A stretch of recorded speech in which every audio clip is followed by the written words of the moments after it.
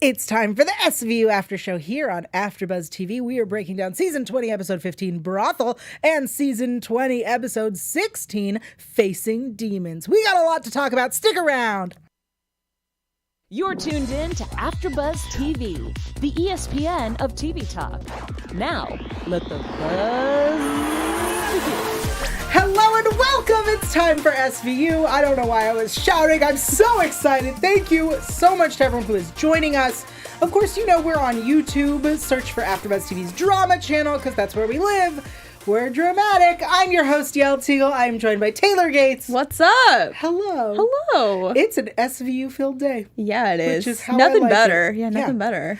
Let's jump into our episodes, but before we do, we got to remind you all of some very important information. If you find yourself in a situation and you need help, please, please, please give the RAIN hotline a call. It is 1-800-656-4673, 1-800-656-HOPE. 4673.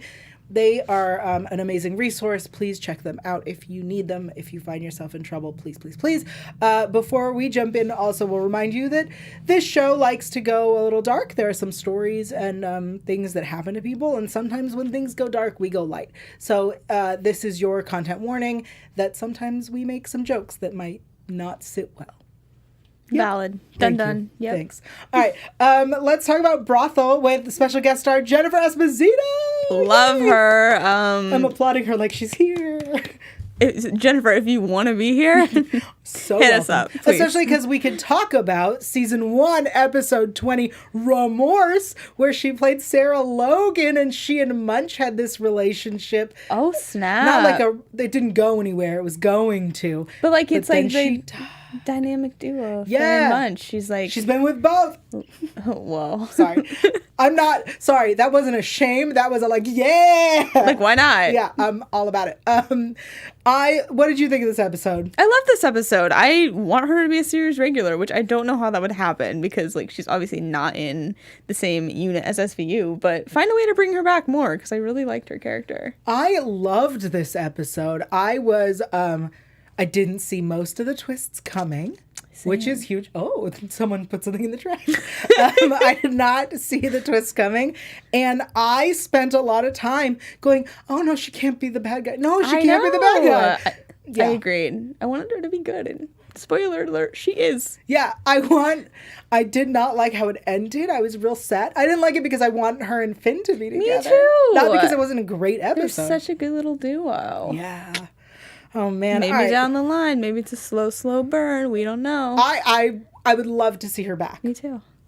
Especially dating Finn. Yeah. Okay. Let's jump into the episode.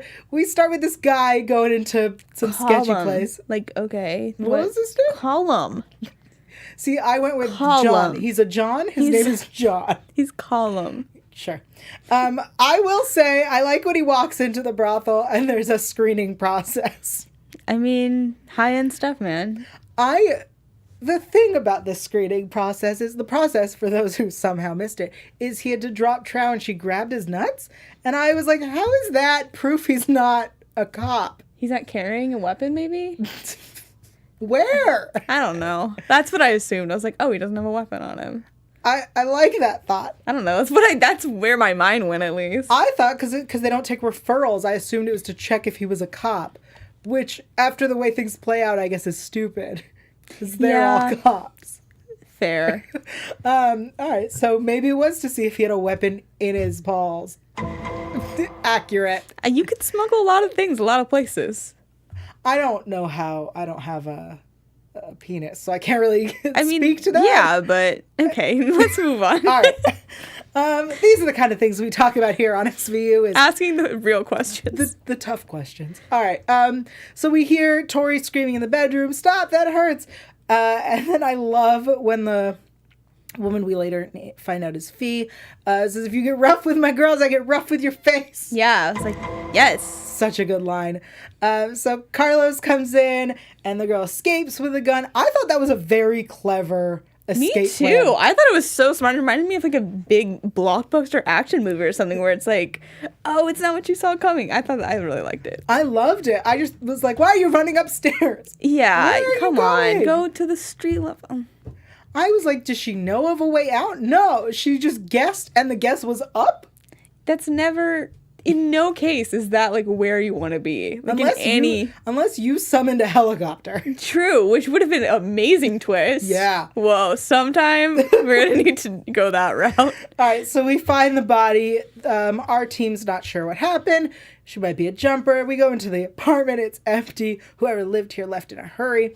Here's what they find. I made just a few notes as to what I saw. There were dildos and vibrators, lingerie, Thank you. condoms, I guess condom wrappers, shaving cream. All right, that's what I noticed. Did you pick up on any other items? That was the main things. So they're like, at least we knew she was running from. And the cop guys didn't know. And the question was asked, First time in a brothel, fellas? I'm sorry. Did they think this was just a house of sad, lonely like a women? sorority thing, but for older people? Like, what is this? Right. Like, do you imagine that women just leave their, like, underwear and dildos out? Honestly, probably men do think that. No, there's a drawer in the nightstand, but also you probably have a nice case if you've got a lot of quality Like, men stuff. don't know what periods are, so, like, how are we gonna think they know that? That's fair. Just saying. All right, so I also appreciate that they were like, the girls, Benson was like, are you dumb? Are you really dumb? did. Is that what you're saying? Benson dragged some people in these episodes, and I appreciated it. She's so great. So then we get to Judge Koufax and his drug court. It seems that Tori was in his recovery program. I really appreciated this. I liked that we have this idea of a judge that we've seen a few times. We learn a little bit more about him. Yeah, just a little. Just a little. Just a tad bit. We'll get there. So Rollins, at this point, Rollins thinks we're wasting our time. This felt again out of character. She said... She just really has been anti-victim lately. It's weird, and it makes me think that they're trying to connect this part where she says she's a junkie, she started doing tricks and is on the run. We're wasting our time here.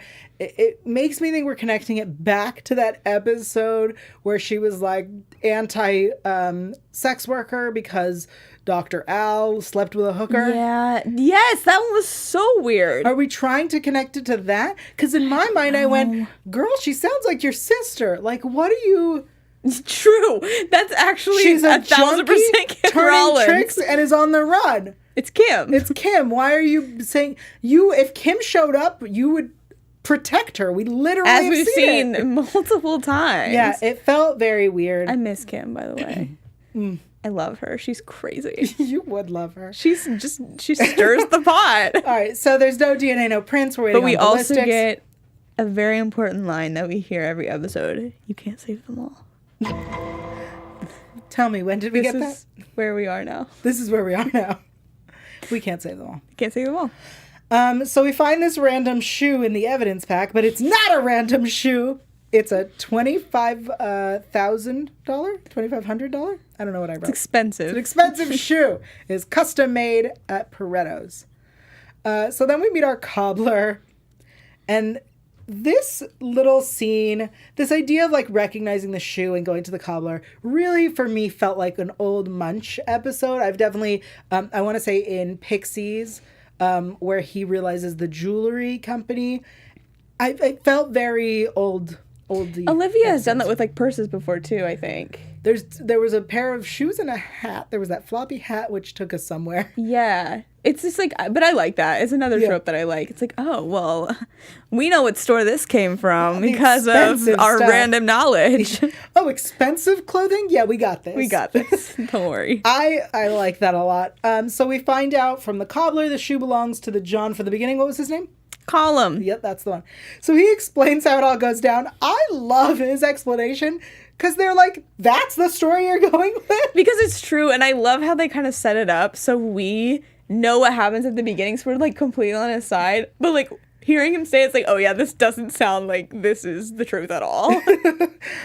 He needed to add a little spice. Killing hookers, that's pretty spicy. Thank you. I was like, I know she wrote this. Such a good line. It's such a great line. Because yeah, that pretty spicy. That's a big jump.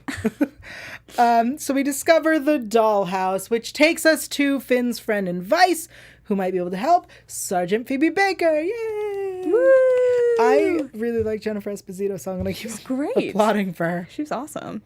So we learn about these pop-up brothels, which, here's what I appreciate, is SVU moves with the times, understands that tech changes, and so they're like, yeah, this is how it works now. That's so true. Because again, back in season 1, this would never be a thing. No. But you're right. It does. It evolves and adapts. Yeah, pop-up stores, pop-up restaurants, pop-up Instagram events, pop-up brothels. Makes sense to me. So valid. Also, it's a very clever, not to applaud the criminals, but it's a very clever idea. Yeah. I'm impressed. Yeah. I'm not pro trafficking women, but if you're gonna have a consensual brothel, Exactly. I think this is a very smart way to do it. Marketing. Love it. All right. So the Phoebe wants to do a sting with her team. We get a warrant signed by Koufax. At this moment, we see the judges having after-work drinks. Yeah.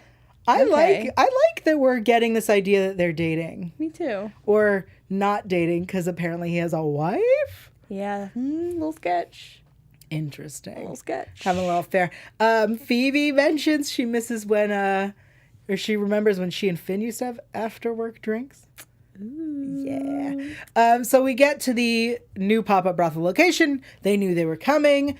Benson thinks either they were tipped off or they had a bad feeling, but at least now they know for sure. We turned that door into splinters. Yeah, that was a good line too. Yeah. Turns out the gun was tied to a murder and should be locked up in evidence. And it seems that a cop in Baker's unit switched the gun out for a brick. We're looking at 3 different people. Like what? Like I don't understand the brick thing. So there's So it's weight to heavy? the Okay. Yeah, there's weight to the box. That's a savage move. Just like here's a whole brick. I don't know how much a gun weighs, but I would assume If brick feels like it would be heavier, maybe that's not true. maybe though. it's loaded. Okay. All right. You Well, got me there. I mean, I'm thinking of like a bigger gun, but now that I think about it, the gun that she took from Ramirez was real small. That's what I'm saying. I feel like a brick is like heavier. I guess you It's too wouldn't know heavy. if you're just picking up the box or Right, something. there but- could be other evidence in there as well. Yeah. It's just to make sure you know it's full. Yeah. Okay. Well played. Well played. Thank you. All right, so we're sitting on these 3 people from Baker's team. We then see Ramirez escort the escorts. That's my note. Nice. Thank you. Great line. Thanks. That's my line. I know. It That's what I'm happens. saying. Great for you. Thank you. So Baker goes to get a warrant. While that happens, they are tipped off and everyone starts escaping. And this is what I was like, no, Why? it can't be her. I was so Oh, worried. I know. Me too. Because if you're gonna have someone and like spend that much time with her and have her have a history with someone, like odds are that she has something to do with it. Just like historically, Right, This and- shows And patterns. biggest guest star on the show. Exactly. So I really was like, no, damn it. So I appreciated the twist because it didn't even occur to me that it would be Judge Koufax. I know. Me neither. So we get this real quick little story between Finn is talking to Carisi and he explains that Baker was the first after his divorce, that he wasn't ready for anything serious. And so he kind of blew her off and was terrible, which sounds so Finn. Yeah. I 100% believe it. Me too. And I like this continuity, this whole connection. How long ago would that have been then? Like 20 years? More. It had to be when Ken was a kid. Wow. And Ken's like That is history. married with kids. Yeah. Because he came, I think it was Season 2, yeah. he came at the beginning of season 2. Well, I guess the season finale, but of season 1. But he had come straight from Narcotics. You're right. And she said that they worked together before Narcotics Oh, I thought it was at Narcotics. or at Narcotics. Maybe. I don't know anything other than the 16th precinct. Everything else is just like a mystery to me. That's so cute. I don't pay attention to precinct number at all. They're 16th. Oh, SVU is. good to know. But I guess what I'm saying is I don't know any other unit. Like I Right. don't. Someone handles drug stuff, and that And Finn used to do that. Yep. All right, so Finn accuses Baker. We get a girl who's left behind in this house. We get her to start talking. She IDs Carlos, who is Ramirez.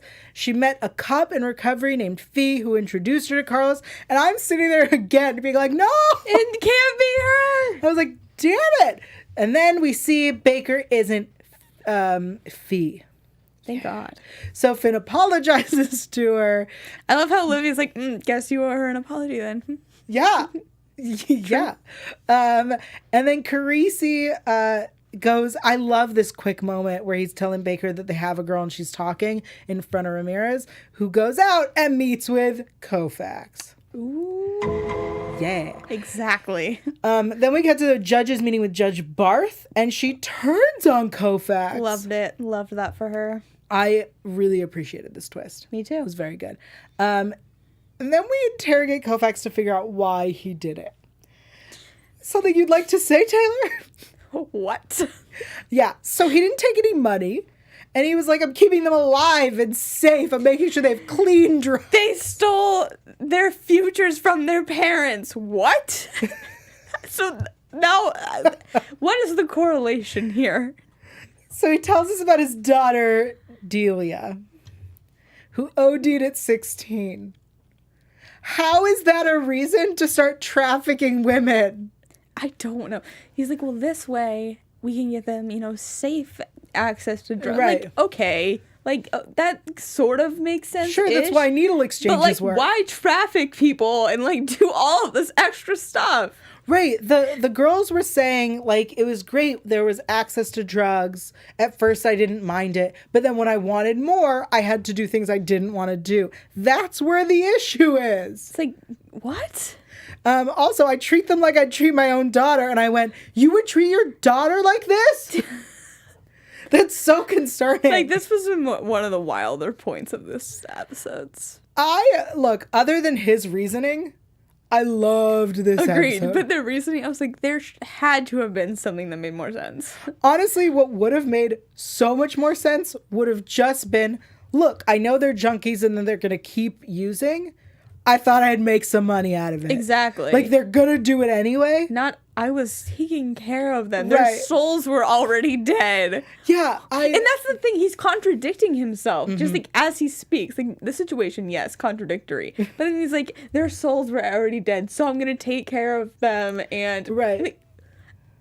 What? So if he had been like, their souls are dead and they're already doing this, and I made a quick buck off it, I would get it. I wouldn't, obviously not a hero, but I would get it. It would logically make sense. Yeah.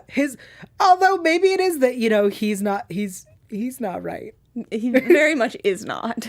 No, because if he was making money off it, the whole system makes sense. Right. Anyway. There's so many holes in this plan, dude. Yeah. So then Benson checks on the girl, which I thought was odd. Yeah, we get that sometimes, though. I know, it just didn't feel necessary. And then we got to Finn and Baker. Finn apologized for how he treated her. He asks her to try again. She's seeing someone. I was so bummed. But we don't, it's not completely out of the question. She's like, I don't know what's going to happen. Right. So I have hope that season 25... Season 21. We have next season. True. But I'm just saying, the show sometimes works in slow burns. So it took 17 years for Cassidy and Olivia. So that's so fair. 5 years is a reasonable timeline in this universe. All right. Let's head over, speaking of Cassidy, to Facing Demons. Great episode. Such a great episode. Both of these episodes were fantastic. I agree. Which is great after a very uneven beginning to the season. Yeah, I'm feeling like the second half of the season is a lot stronger than the first half, to be honest with you. Interesting. Yeah. So we meet... it's no Send in the Clowns, but... Okay. We meet Micah, who has this teen book club. He drops off... The cringiest teen book club I've ever witnessed. Why? All right, badasses, get out of here. He's trying to be hip. Yeah, and it's not working. I hated it. They were fine with it. I appreciated that. I think 2 of them had iPads and the rest of them had real books. That felt real to me. Keeping up with the times. Yeah. The way he spoke, I was like, oh, I'm cringing. Yeah, that's how adults talk to kids. I know. They were 15. Yeah, that's how they talk to teens. Oh, yikes. They're trying to be cool. Yeah, they're just like, I'm one of the cool moms. I'm not a regular mom.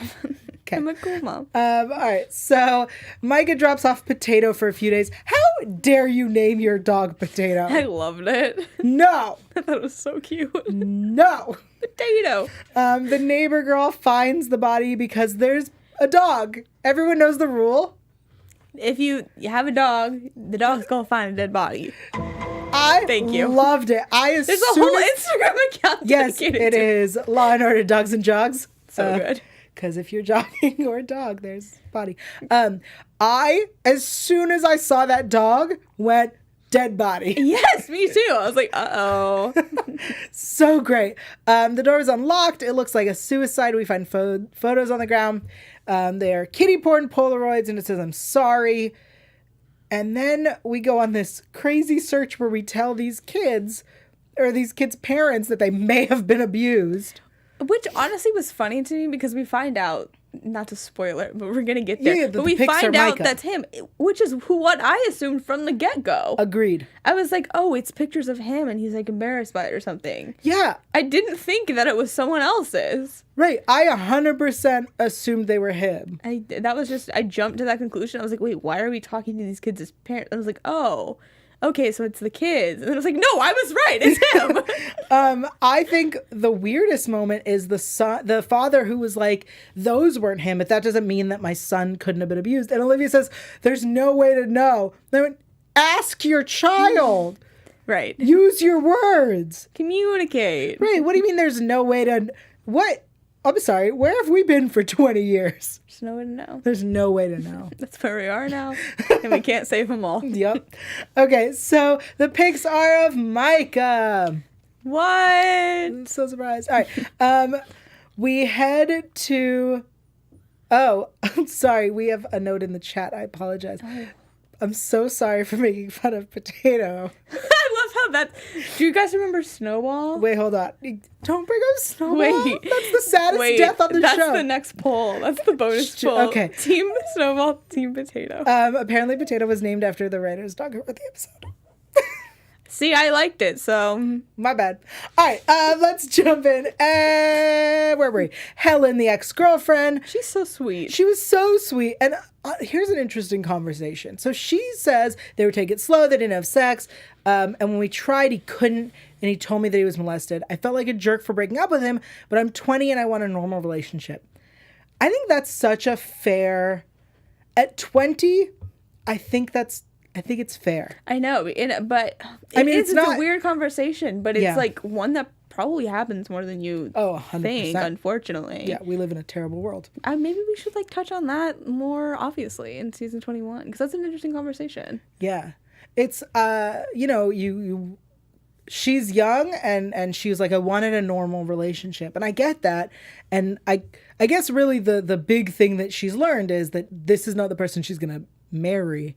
Because if you loved someone more, you'd want to help deal with it, right? Right? Yeah. That seems fair. Yeah, I thought it was an interesting conversation. And she was so sweet. And you can tell she felt so bad. Well, yeah. Speaking of people who should feel bad, let's talk about his best friend from middle school who got an email 2 days ago and didn't open it. He and his girl were smurfing on level 6. What does that mean? I think they were playing... Is it a sex thing or is it a video game thing? Video game. They were playing video games. Smurfs? Girl, I don't know. But did you catch what game it was? No. It was Killer Be Slaughtered. What was it? It's the game from the episode, the Gamergate episode. Oh, no way. Yeah. Oh, that's amazing. I love that little Easter egg. That I didn't even notice that, but that's great. Yeah, because when I heard it, I expected Finn to be like, I'm great at this game. Wait, that's so funny. Yeah. They were smurfing on level 6. So this jerk face didn't open the email. What a terrible friend. Just throwing that out there. He's like, I feel bad. I could have done something. You're right. Maybe you could have. Maybe you could have emailed back.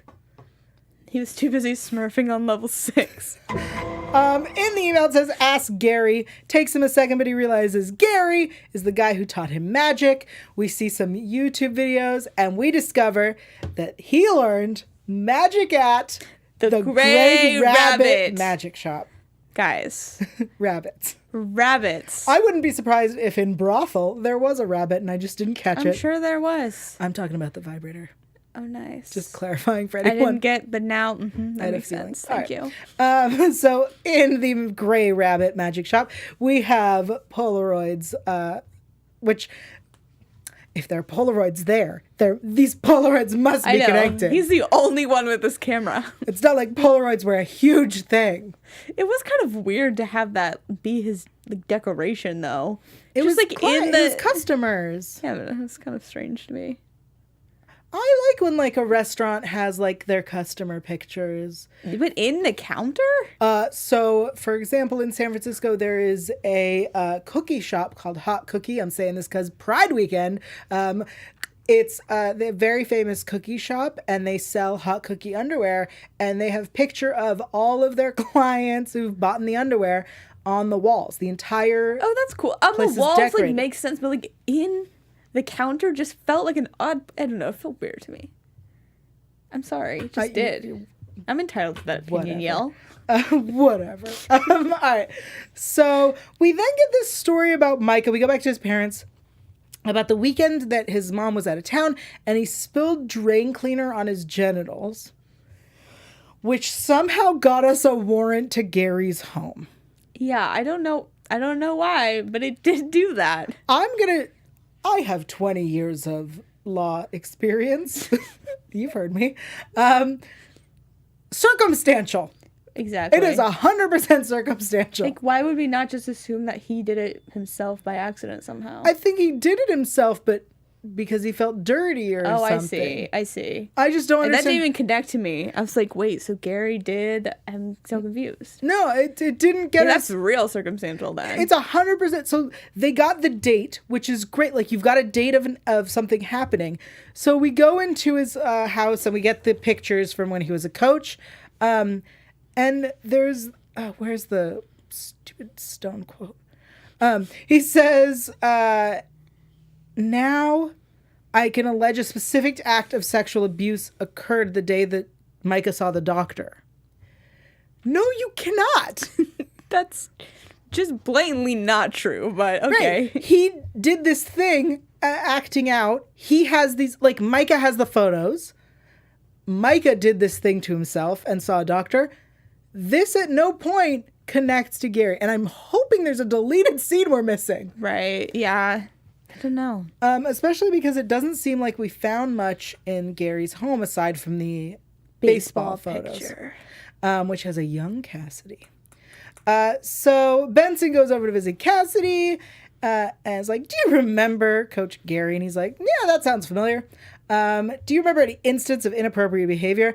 And then we meet this new girlfriend lady. Madison. Yeah. Thank you. My laundry card isn't working. No. Dumb. Don't like her. Get out. Olivia was a little jealous. Of course she was. She was like, I'm out of here. Screw this. Bye-bye. All right. So he wants to allege the specific act, but we need a victim. Benson tells Stone that Cassidy was on a team but doesn't remember anything because she doesn't know about the abuse yet. Yep. Yeah. So Stone calls Cassidy. He doesn't answer. And then he tails Gary to catch Cassidy. I loved this move. I did too because I was like, I don't quite understand. I was like, oh, of course he's about to rough him up. Right. Because that's Cassidy. Yeah. It's Stone going, oh, Cassidy's going to handle this himself. Yeah, that was smart. So smart. And he stops him and he says, I'm not going to let you ruin your life. And this conversation in the entranceway to this building, this is the moment that I stopped hating Stone. I agree. I was like, oh, he's like really on his side. He wants to help him through this. Like, and he was a good ally for Brian throughout this whole episode, I think. And I did like, because I was like, wow, Brian should be talking to Olivia. But I like, because I had naturally assumed that he, obviously Brian had reasons not to. And I like that Stone mentioned, hey, you should probably talk to Olivia about this. And he says she's the only person who's ever seen any good in me. Sad. I 100% believe their end game, and it's the saddest thing, and I want them to be together. That's such a divisive comment.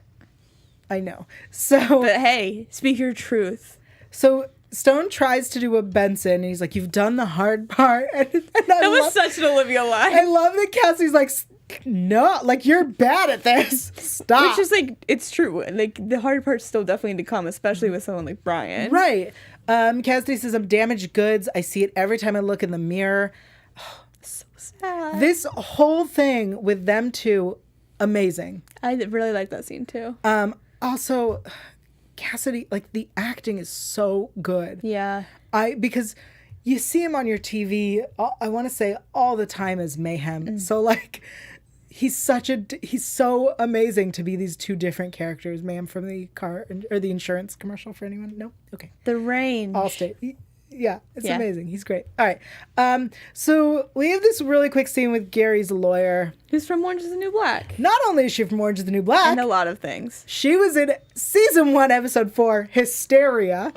She's from one of my favorite parts. She was a hooker there were like hookers who were being killed, and it then turned out to be a cop. But the way we learn this is because she's the one who got away, and she tells the story of what happened, and then Olivia and Stabler reenact it for the whole squad. And Olivia's like, she was clawing at his gloves like doctors. She couldn't see because of the eyes, and then she like grabbed him by the cojones, and I was like, yes, that's who she was. She was the woman who introduced us to cojones. Yes. I do remember that now that you say that. Yep. Season 1, episode 4, Hysteria. Such an early one. I know. So Rollins puts it together with Cassidy, which I appreciate. That's the Rollins we know. Yes, exactly. Where's this lady been hiding? Yeah. Cassidy and Stone take a road trip because Cassidy's like, I'm not going to testify. We meet Rob, who... I appreciate the way I think Rob should have testified, whatever, but like, I appreciate that he was like, oh, so you assume the gay guy's been diddled. Yeah. Because, people do make that assumption. Yeah. It needed to be said. Agree. And then we meet Leo, who's a drunk, and Cassidy kind of is like, you're drunk. And he says, I've always liked you, but I'm not above knocking you out. So then we get this explanation from Cassidy to Stone as to why Rob or Leo should testify and not him, because they go to New York and testify and go home, and their secret is intact. Because Cassidy's a cop and he works with these people, right, and he has to see them all the time, and this is his home, and I totally get that. Right. Leo decides he's willing to testify. His reasoning is beautiful. He saw his son's drawing. But like the idea that if his son was Micah and someone else could do something about it and they didn't, I thought that was a really beautiful No, I did too. way to put it together. Stone brings Leo to Benson, and instead of taking Leo's statement, she goes and arrests Benson. Yes, like roughly arrests him. Yeah. Gary arrests Gary. What did I say? Benson. Benson arrests that's Gary. just not true, but You heard it's me. fine. Benson arrests Gary. I couldn't believe she was like, it takes balls to molest a cop's son, and I don't give up, especially when you hurt someone I care about. Yes, queen. Yeah, amazing. So Benson confronts Cassidy. This was so great. I was like, this should have happened so much earlier. Mm-hmm. She says, all these years and I didn't see it. And I really appreciated him explaining it to her. He says, let it go. I'm not one of your survivors. I'm a cop. He's a cop. I don't know if you heard. He's a cop. He was a cop. Sorry. Okay. I really like this moment because she can't help him. No, because he doesn't want to be helped in that way, and that stuff's probably not going to work on him, truly. Right, but it reminds me of how she also, like when she was almost assaulted in the prison and she went to therapy, and she was like, but I wasn't assaulted and I should have known better. And the therapist was like, you say to all these people, like, because you think of yourself different. Yeah. So I really appreciated this moment between them. I agree. So Rollins and Benson have a quick talk. Rollins figured it out. And Olivia's kind of annoyed that he told Stone, but not her. Which is fair. I don't know. It's so much easier to tell a stranger things than to tell people Definitely, you but know. I don't think that that's what she was thinking. Like, I understood Benson's mindset of like, oh, he didn't trust me enough to do this, like all of this stuff. But I like that Rollins was like, no, it's not about you at all. It's just about what you just said. It's easier to tell people you don't know as much and don't, care about as much. Right. This is the Rollins I like. But like it feel like Benson, I'm not saying this is out of character, it's totally a character. But Benson should know better. Like, yeah, it's easier to talk to other people. Girl, it's not about you. Yeah. Anyway. I think she just felt guilty. Of course she did. So she's Benson. So she's worried that he won't deal. He won't. He'll deal in his own way. Yeah, which is not dealing. And then Ron says it's not on you to take care of him.